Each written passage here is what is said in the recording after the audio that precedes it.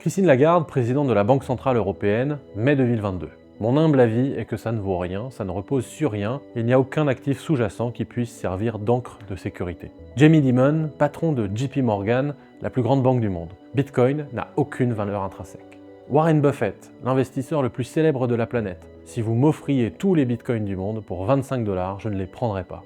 Qu'est-ce que j'en ferais ?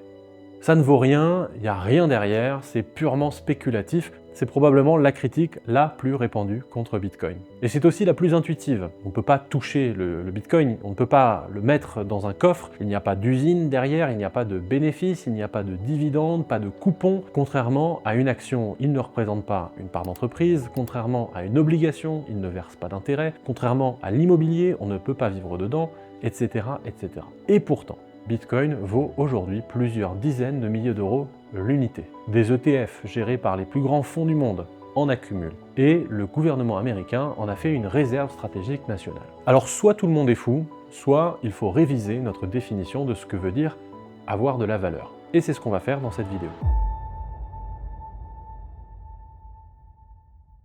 Commençons par le commencement. Quand quelqu'un dit « ça n'a aucune valeur », qu'est-ce que ça veut dire exactement ? En général, la personne veut dire « il n'y a rien de concret, il n'y a rien de tangible ou de réel derrière cet objet qui justifie son prix ». C'est l'idée de la valeur intrinsèque, l'idée qu'un objet porterait en lui-même, par nature, une certaine valeur. Cette idée, elle est séduisante, elle est intuitive, mais elle est fausse. Imaginez par exemple un verre d'eau. Vous êtes chez vous, vous venez de boire 1 litre d'eau, vous n'avez plus soif. Ce verre d'eau, il vaut quoi pour vous ? Quasiment rien.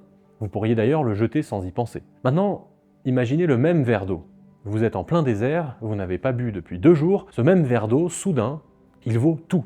Vous seriez prêt à payer une fortune pour l'obtenir, parce que sans lui, vous pourriez mourir. L'objet est strictement le même, sa composition chimique est identique. Ce qui a changé, c'est vous, votre situation, votre besoin, votre contexte. C'est un économiste autrichien, Karl Menger, qui formalise cette idée en 1871. Il démontre que la valeur n'est pas une propriété de l'objet, elle est dans la relation entre l'objet et la personne qui le regarde. La valeur est subjective, relative, contextuelle. Il n'existe pas de valeur intrinsèque. C'est ce qu'on appelle la théorie de l'utilité marginale. Et elle résout un paradoxe qui rendait fou les économistes depuis au moins Adam Smith. Pourquoi l'eau, indispensable à la vie, coûte-t-elle moins cher que le diamant, qui ne sert à rien ? Parce que la valeur ne se juge pas sur l'objet en général, mais sur la prochaine unité disponible dans un contexte bien donné. Avant Menger, les économistes classiques, Adam Smith, David Ricardo et plus tard Karl Marx, pensaient que la valeur d'un objet venait du travail nécessaire pour le produire. C'est la théorie de la valeur travail. Plus un objet demande de travail, plus il a de la valeur. Alors ça paraît logique, mais ça ne tient pas. Un chirurgien qui passe 10 heures sur une opération ratée n'a pas créé plus de valeur qu'un chirurgien qui réussit l'opération en 2 heures. Le travail ne fait pas la valeur, c'est l'utilité qui fait la valeur. Et pourtant, quand les gens disent « Bitcoin n'a pas de valeur », il n'y a rien derrière. Ils utilisent, sans le savoir, ce vieux cadre de pensée du 19e siècle. Ils cherchent une substance, un contenu physique, un travail tangible derrière le Bitcoin. Ils cherchent la valeur travail. Et ils ne la trouvent pas. Donc ils concluent « ça ne vaut rien ». Mais si la valeur est subjective, alors comment est-ce qu'on la mesure ? Comment est-ce qu'on passe d'un jugement personnel, ça m'est utile, à un chiffre affiché sur un écran et un prix ? Pour comprendre, il faut distinguer 3 mots que l'on mélange tout le temps. La valeur, le prix et le coût. La valeur, on vient de le voir, c'est l'utilité perçue par quelqu'un, dans un contexte donné. Elle est subjective, elle varie d'une personne à l'autre, d'un moment à l'autre, d'un lieu à l'autre. Le prix, c'est autre chose. Le prix, c'est le point de rencontre entre l'offre et la demande sur un marché. C'est un signal, ce n'est pas une mesure de la valeur. Un actif peut avoir un prix élevé et aucune valeur pour vous. Un appartement à Paris peut valoir 1,5 million d'euros. Si vous vivez à Bordeaux et que vous n'avez aucune intention de déménager, ce prix ne vous concerne pas. Inversement, un actif peut avoir un prix très bas et une valeur immense pour vous. Votre carnet de notes d'enfance, par exemple, peut valoir 0 € sur un marché, mais pour vous, c'est irremplaçable. Warren Buffett, lui-même, dans un tout autre contexte que Bitcoin, a popularisé cette distinction avec sa formule « le prix, c'est ce que vous payez, la valeur, c'est ce que vous obtenez ». Mais le prix n'est pas inutile pour autant. Sur un marché mature, liquide, avec beaucoup de participants, le prix devient le moins mauvais indicateur de la valeur moyenne perçue par l'ensemble des acteurs. C'est ce que l'économiste Friedrich Hayek appelait le rôle informationnel des prix. Un prix agrège les jugements subjectifs, ils sont donc subjectifs, de millions de personnes en un seul chiffre. Ce n'est pas la vraie valeur, elle n'existe pas puisqu'elle est subjective, mais c'est la meilleure approximation disponible. Et puis le coût. Le coût, c'est encore autre chose. C'est ce qu'il a fallu dépenser pour produire quelque chose. Et le coût ne détermine ni la valeur, ni le prix. Un tableau peut coûter 10 € de peinture et se vendre 10 millions. Le coût, c'est pas le prix, c'est un fait comptable, c'est pas un indicateur de valeur. Il y a quand même un lien entre le prix et le coût, mais il ne fonctionne que dans un cas précis. Sur un marché concurrentiel et mature, pour des biens reproductibles, le prix tend à converger vers le coût de production. Pourquoi? Parce que tant qu'il y a de la marge, de nouveaux entrepreneurs entrent sur le marché, augmentent l'offre et font baisser le prix. C'est la mécanique classique de la concurrence. Sur le marché du blé, de l'acier, du transport, ça fonctionne comme ça. Mais ça ne marche que pour les biens reproductibles. Pour les biens rares, l'or, le foncier, une œuvre d'art, personne ne peut entrer sur le marché et en fabriquer plus pour rogner les marges. On ne peut pas fabriquer plus de Picasso, on ne peut pas fabriquer plus de foncier. Le prix ne converge pas vers le coût. Il reflète alors la rareté et la demande. Et Bitcoin est justement un bien rare par design. 21 millions d'unités, pas une de plus. Personne ne peut produire du Bitcoin moins cher pour augmenter l'offre. Ça le place dans la catégorie des actifs où la rareté et non le coût détermine le prix. Donc quand quelqu'un dit Bitcoin n'a aucune valeur, il faut se demander, est-ce qu'il parle de la valeur, du prix ou du coût? Parce que le prix, il est là. Qu'on l'aime ou qu'on l'aime pas, il est fixé par des millions de transactions quotidiennes sur des marchés ouverts 24 heures sur 24, par des échanges volontaires de personnes qui veulent acheter et qui veulent vendre. Le coût de production existe. Évidemment, c'est le minage de Bitcoin. Et la valeur, eh bien, elle dépend entièrement de vous, de qui vous êtes. L'autre formulation du même reproche, que Bitcoin n'aurait pas de valeur, c'est le fameux Bitcoin c'est spéculatif. Le mot spéculatif, il est utilisé comme une insulte que quand la personne ne perçoit pas la valeur de l'objet. Dire Bitcoin c'est spéculatif, c'est simplement une autre façon de dire je ne comprends pas à quoi ça sert. C'est pas un reproche distinct de Bitcoin n'a pas de valeur, c'est simplement la même incompréhension formulée autrement. Mais d'ailleurs, au fait, c'est quoi la spéculation? Puisqu'il ne faut pas non plus diaboliser ce mot. Spéculer, étymologiquement, ça vient du latin speculare, qui signifie observer, regarder au loin. Spéculer, c'est se faire simplement une image du futur. Autrement dit, anticiper. C'est se positionner en fonction d'une anticipation du futur. Tout le monde spécule. La spéculation, ce n'est pas un gros mot. C'est le moteur de toute décision économique, une anticipation du futur. La seule chose qui change d'un actif à l'autre, c'est le degré d'incertitude. Et c'est là qu'on comprend pourquoi Bitcoin est volatile. On a dit que le prix, c'est le point de rencontre entre l'offre et la demande. Alors quand la demande est stable et prévisible, eh bien le prix souvent est aussi stable. Mais quand la demande est incertaine, fluctuante, quand personne ne sait vraiment exactement ce que l'objet va devenir, alors les participants au marché ne sont pas d'accord sur ce qu'il devrait valoir. Et quand les gens ne sont pas d'accord, eh bien le prix bouge beaucoup. C'est ce qu'on appelle la phase de découverte du prix. Et c'est un processus normal pour tout actif nouveau. Le marché tâtonne, il essaye, il cherche le bon prix, c'est-à-dire celui qui reflète la valeur perçue par la majorité des participants. Et les questions ouvertes sur Bitcoin sont réelles. Est-ce qu'un bug majeur pourrait détruire le réseau? Est-ce qu'une interdiction mondiale est possible? Ou au contraire, est-ce que Bitcoin va devenir la réserve de valeur de référence pour des milliards de personnes? Ces questions, elles sont légitimes. Tant qu'elles ne sont pas tranchées, la perception du risque fluctue,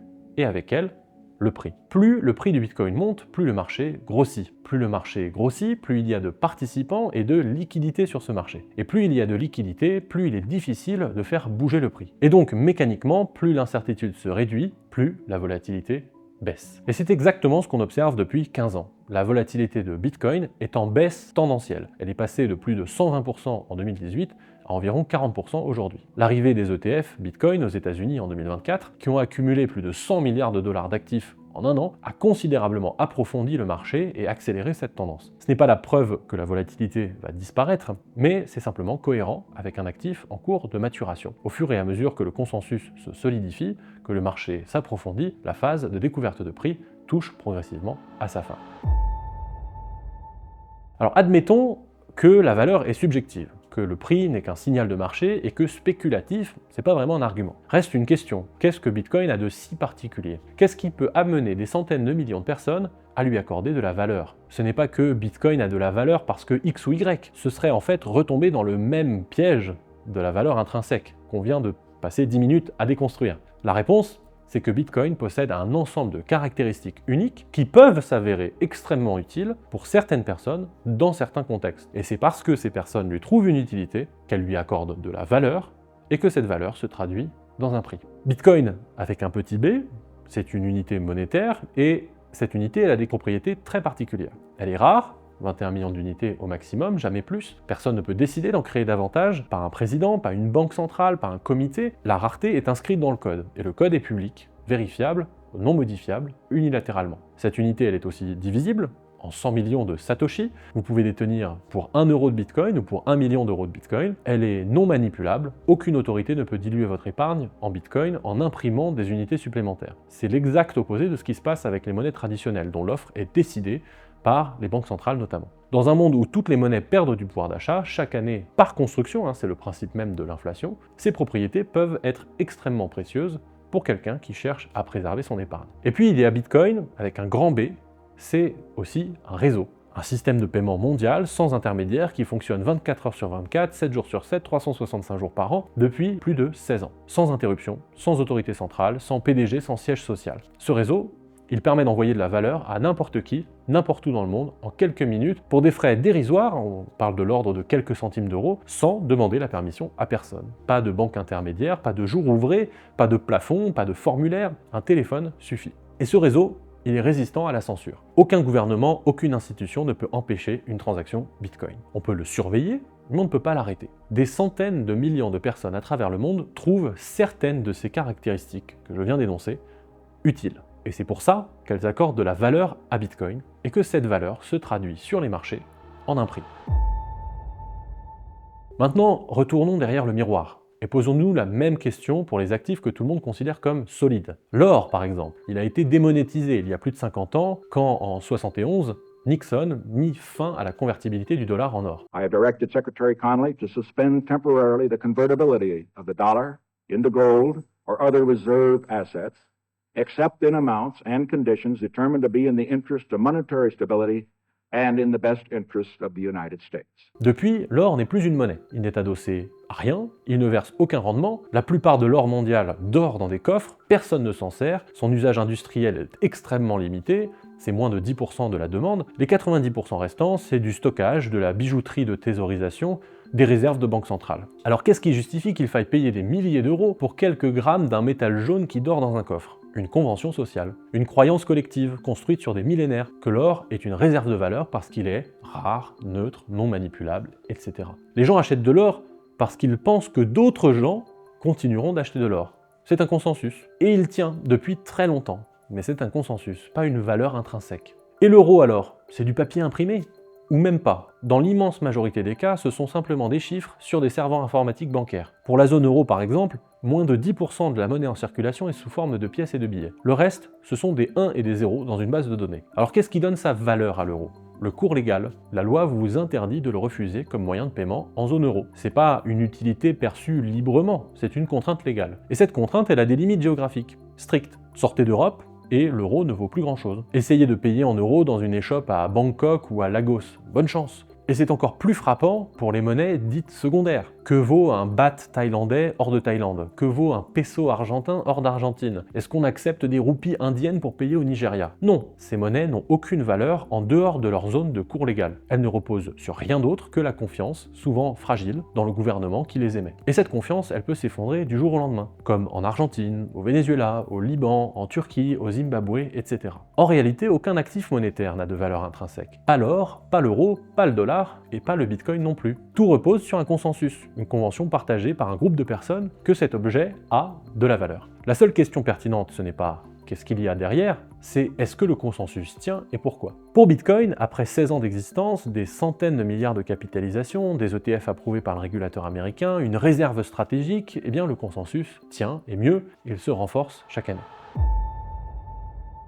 Quand quelqu'un dit Bitcoin n'a pas de valeur, en réalité, très souvent, il dit Bitcoin n'a pas de valeur pour moi. Et c'est peut-être vrai, mais ça ne veut pas dire que c'est vrai pour tout le monde. Prenons un exemple qui n'a rien à voir avec Bitcoin, la voiture. Si vous habitez Paris, la voiture n'a pratiquement aucune valeur pour vous. Vous avez le métro, le bus, le vélo, le RER, des trottinettes si vous le souhaitez. Vous pouvez traverser la ville sans jamais avoir besoin d'un véhicule. On pourrait même aller jusqu'à dire qu'avoir une voiture est un handicap. Il lui faut une place de parking, ça coûte cher, c'est rare, et c'est encombrant, et puis il faut l'entretenir, etc. Dire la voiture n'a pas de valeur, c'est une affirmation parfaitement raisonnable pour un Parisien. Mais dites ça à quelqu'un qui vit hors d'une grande métropole comme Paris, et pour cette personne, cette affirmation est une aberration. La voiture, c'est très souvent vital. C'est la liberté de mouvement, c'est l'accès à l'emploi, c'est l'accès aux soins, à la vie sociale. Même objet, deux réalités, deux valeurs. De même, si vous êtes cadre dans l'industrie bancaire ou si vous disposez d'une bonne situation patrimoniale, d'un bon accès au crédit, d'un compte en banque dont les frais vous sont offerts parce que vous êtes un bon client, de cartes de paiement qui fonctionnent en sans contact partout, et ce dans un pays comme la France où l'inflation est artificiellement amortie par la dette publique, pensez par exemple au bouclier tarifaire sur l'énergie pendant le Covid qui a été financé par l'emprunt, alors dans cette situation-là, l'utilité de Bitcoin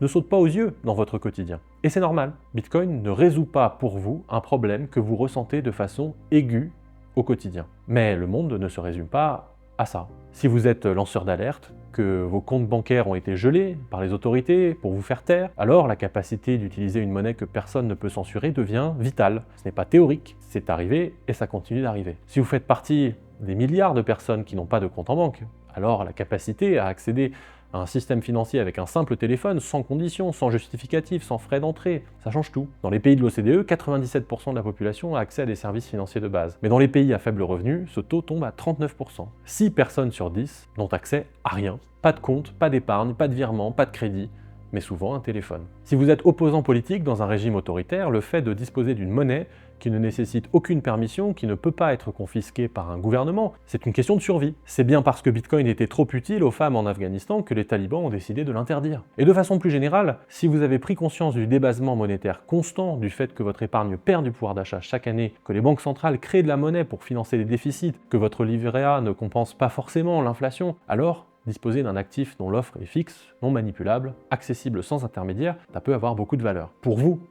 subjectivement. Et c'est bien de cela dont on parle depuis le début. Alors, que faut-il retenir? La valeur intrinsèque n'existe pas. Aucun objet ne porte en lui-même une valeur objective. La valeur est toujours subjective, relative, contextuelle. C'est ce que les économistes savent depuis Menger en 1871. Un verre d'eau dans le désert, un billet de banque dans une économie stable, un bitcoin pour un lanceur d'alerte, tout cela, la valeur, dépend de qui vous êtes, où vous êtes, de quoi vous avez besoin. La valeur, le prix et le coût sont trois choses différentes. Le prix, c'est un signal de marché qui agrège les jugements de millions de participants. Le coût, c'est un fait comptable. Ni l'un ni l'autre ne mesure la vraie valeur, qui n'existe pas. C'est spéculatif, c'est pas vraiment un argument. Tout est spéculatif. Le mot n'est utilisé comme une insulte que quand celui qui parle ne perçoit pas la valeur de l'objet. Bitcoin est volatile parce que c'est un actif jeune dans une phase de découverte de prix. Et cette volatilité, elle baisse tendanciellement depuis 15 ans à mesure que le marché mûrit. Bitcoin possède des caractéristiques uniques, rareté garantie par le code, réseau de paiement mondial sans intermédiaire, résistance à la censure, etc., qui le rendent utile